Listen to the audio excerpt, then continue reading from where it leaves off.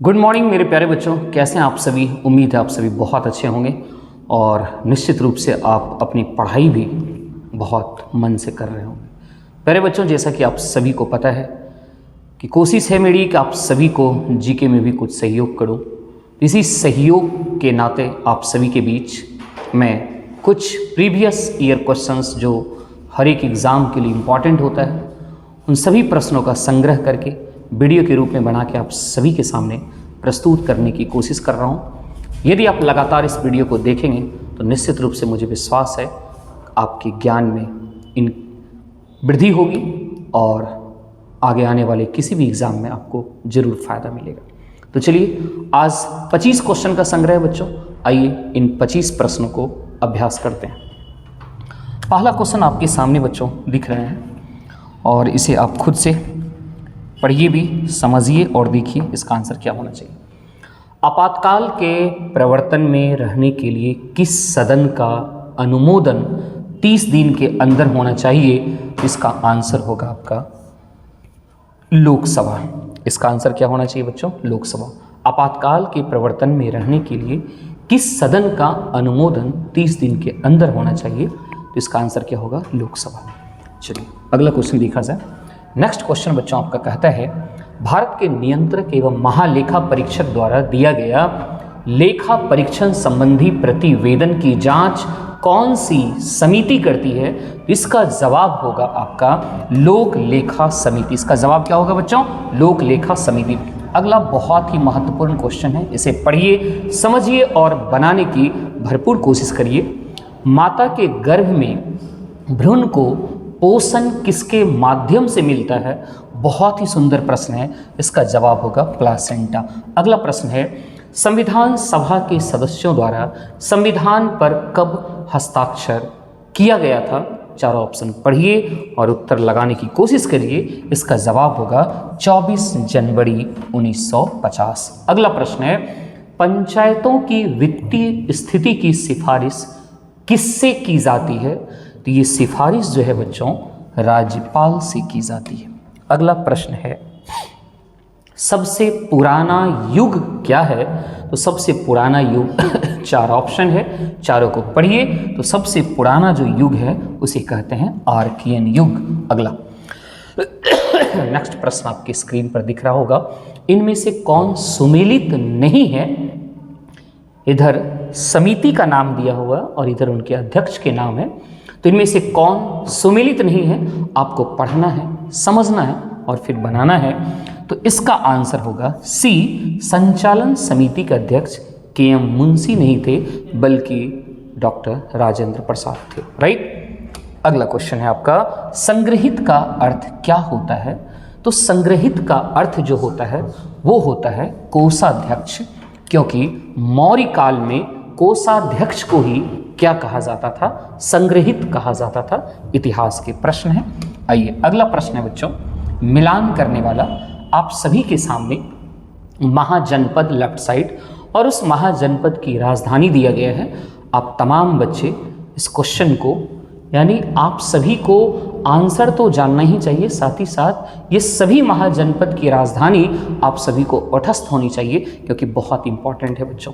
मिलाने की कोशिश करिए। तो यहाँ अंग है, तो अंग जनपद की जो राजधानी की बात करें तो अंग की राजधानी बच्चों क्या हो जाएगा? चंपा, यानी पहला का दूसरा होना चाहिए। काशी का वाराणसी होगा, काशी का वाराणसी होगा। और कौशल का आपका क्या हो जाएगा? श्रावस्ती हो जाएगा। और वत्स का क्या होना चाहिए? 3 होना चाहिए। तो the best answer is B for Bihar, यानी आपका आंसर बी हो जाएगा। राइट बच्चों। अगला नेक्स्ट देखा जाए, आपके सामने फिर एक क्वेश्चन है। वेदांग है लेफ्ट साइड में और उस वेदांग, कौन सा वेदांग किससे संबंधित है उसकी जानकारी आपको होनी चाहिए, तभी आप बना पाओगे। तो बच्चों कल्प जो है वो निश्चित रूप से किससे संबंधित है? तो यज्ञ का संपादन से संबंधित इसमें विषय की चर्चा की गई होगी। निरुक्त जो है वो शब्दों की व्युत्पत्ति और छंद जो है उसमें मंत्र की चर्चा की गई होगी। और जो शिक्षा है उसमें शुद्ध उच्चारण की बात समझाई गई होगी। तो निश्चित रूप से जिसके सामने जो है वही उसका सही मिलान है, यानी सीधा आंसर हो जाएगा ए नंबर। राइट बच्चों, अगला क्वेश्चन आपके सामने है और क्वेश्चन को देखा जाए, जब राज्यसभा के सभापति या उपसभापति को उसके पद से हटाने का संकल्प विचाराधीन हो तब उसका पीठासीन ना होना भारतीय संविधान के किस अनुच्छेद में वर्णित है? तो इसका जवाब होगा आपका अनुच्छेद 92। अगला नेक्स्ट क्वेश्चन है बच्चों, इनमें से कौन सी विधि परोक्ष पादप संरक्षण की विधि नहीं है? चारों ऑप्शन पढ़िए, सोचिए और फिर आंसर सही टिक करिए। तो इसका आंसर होगा स्थानांतरित कृषि। अगला जवाब है बच्चों नेक्स्ट, भारत में दलीय व्यवस्था किस प्रकार की? भारत में दलीय व्यवस्था किस प्रकार की है? तो भारत में जो है वो दलीय व्यवस्था है आपका बहुदलीय, जैसा कि माना जाता है कि चीन में एक दलीय व्यवस्था है और अमेरिका में 2 दलीय है, लेकिन भारत में जो है वो बहुदलीय व्यवस्था है। अगला जवाब है, क्वेश्चन है आपका, शीतकाल में वर्षा और शुष्क ग्रीष्मकाल निम्न में से किस जलवायु प्रदेश की विशेषता है? तो इसका जवाब होगा बच्चों भूमध्य सागरी। राइट, अगला प्रश्न आपके सामने है, आई केम, I saw and I conquered किसने कहा था? आई केम यानी मैंने आया, आई सॉ मैंने देखा, एंड आई कंक्वर्ड और मैंने जीत लिया, ये किसने कहा था? तो ये कहा था जूलियस सीजर ने कहा था। किसने कहा था? जूलियस सीजर ने कहा था। There is no such things as a free lunch पुस्तक किसने लिखा है? There is no such things as a free lunch पुस्तक किसने लिखा है? तो ये लिखा है मिल्टन फ्रीडमैन ने। अगला प्रश्न बच्चों, भारत का राष्ट्रपति किस प्रकार का वीटो का प्रयोग नहीं करता है? तो भारत का राष्ट्रपति जो है वो विशेषित अधिकार के वीटो का प्रयोग नहीं करता है। अगला क्वेश्चन है, धान के खेत से किस प्रकार की गैस निकलती है? तो धान के खेत से बच्चों आपका मीथेन CS4 निकलती है। अगला क्वेश्चन है आपका, जर्मनी की आधिकारिक मुद्रा का नाम बताइए। तो जर्मनी का जो मुद्रा है उसे कहा जाता है यूरो। उसे क्या कहा जाता है? यूरो कहा जाता है। नेक्स्ट क्वेश्चन है आपका 20वां, ये क्या कहता है, कर्क रेखा निम्न में से किस राज्य से होकर गुजरती है? तो कर्क रेखा निम्न में से किस राज्य से होकर गुजरती है? तो आपको पता होना चाहिए कि कर्क रेखा भारत के 8 राज्यों से होकर गुजरती है और भारत के लगभग मध्य से ही होकर गुजरती है।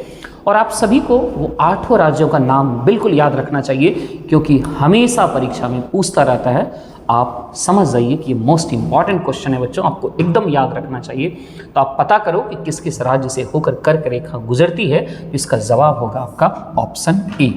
ठीक है बच्चों, अगला क्वेश्चन देखा जाए, आपकी स्क्रीन पर आ रहा है ये प्रश्न। 21वां प्रश्न क्या कहता है ये बच्चों, किस अनुच्छेद के तहत नीति निदेशक तत्व को न्यायालय में प्रश्नगत नहीं किया जा सकता है? बहुत ही इंपॉर्टेंट क्वेश्चन, बहुत ही इंपॉर्टेंट क्वेश्चन, जितना बोला जाए वो कम होगा। इसका जवाब होगा अनुच्छेद 37। क्या होना चाहिए? अनुच्छेद 37। अगला क्वेश्चन बच्चों आपकी स्क्रीन पर मैं ला रहा हूँ, उसे देखिए। अगला प्रश्न ये रहा, राज्य निर्वाचन आयुक्त को कौन पदच्युत कर सकता है, यानी कौन उसे हटा सकता है? राज्यपाल, राष्ट्रपति, प्रधानमंत्री, या फिर जो प्रक्रिया उच्च न्यायालय के न्यायाधीश को हटाने का वही प्रक्रिया निर्वाचन आयुक्त का भी होता है। तो इसका जो जवाब होगा वो जवाब होगा डी, यानी जो प्रक्रिया न्यायाधीश का है वही प्रक्रिया राज्य निर्वाचन आयुक्त को हटाने का है। अगला प्रश्न आपके सामने आ चुका है बच्चों, इसे पढ़ो। निम्न में राष्ट्रपति के कार्यकाल से संबंधित कौन सा क्रम सही है? तो निश्चित रूप से आप तमाम बच्चों को, जितने भी भारत के राष्ट्रपति बने हैं, उन सभी का कार्यकाल यानी किसके बाद कौन, उसके बाद कौन, ये सीक्वेंस आपको याद रखना चाहिए, क्योंकि यदि क्वेश्चन पूछा जा रहा है तो फिर संभावना है कि आपसे पूछ सकता और राष्ट्रपति से पूछता ही है। तो निम्न में राष्ट्रपति के कार्यकाल से संबंधित कौन सा क्रम सही है? आप पढ़िए, खुद से ढूंढिएगा। मैं बता देता हूं, इसका जो उत्तर होगा वो उत्तर है बच्चों डी। कौन सा उत्तर होगा? डी। अगला प्रश्न 24वां आपकी स्क्रीन पर आया है, कहता है भारत में कितनी बार आपातकाल लागू हो चुका है? तो भारत में अभी तक बच्चों 3 बार आपातकाल लागू हुआ है। भारत में अभी तक कितनी बार आपातकाल लागू हुआ है? 3 बार। अगला 25वां प्रश्न आपकी स्क्रीन पर आ चुका है बच्चों। संविधान की उद्देशिका में किस मौलिक अधिकार का वर्णन नहीं है? इसे आप तमाम बच्चे पढ़िए और उत्तर लगाइए। ये भी बहुत इंपॉर्टेंट क्वेश्चन है। तो उद्देशिका में मौलिक अधिकार किसका जो वर्णन नहीं है वो है आपका आर्थिक स्वतंत्रता का। राइट बच्चों, तो ये थे आप सभी के 25 प्रश्न। राइट बच्चों, तो इस तरीके से हम लोग लगातार अभ्यास 25 प्रश्न का करते रहेंगे, ऐसे ही संग्रह अच्छे अच्छे क्वेश्चन का, और सभी के सभी प्रीवियस ईयर क्वेश्चन है बच्चों, एग्जाम के पूछे गए प्रश्न हैं। इसलिए मैं चाहूँगा कि वो तमाम प्रश्न जो आपके साथ मैं डिस्कस कर रहा हूँ वो निश्चित रूप से आप सभी को याद होना चाहिए। प्यारे बच्चों, वीडियो आप लोगों को कैसा लग रहा है, मैं कितना सहयोग कर पा रहा हूँ, आप ज़रूर अपना फीडबैक कमेंट बॉक्स में डालेंगे। और यदि ये वीडियो आप सभी को पसंद आ रहा है तो अपने दोस्तों तक जरूर शेयर करेंगे। हमारे चैनल पर यदि आप नए हैं तो हमारे चैनल को सब्सक्राइब करिए, और ऐसे ही हमारी वीडियो को देखकर आप फ़ायदा उठाइए। Thank you so much.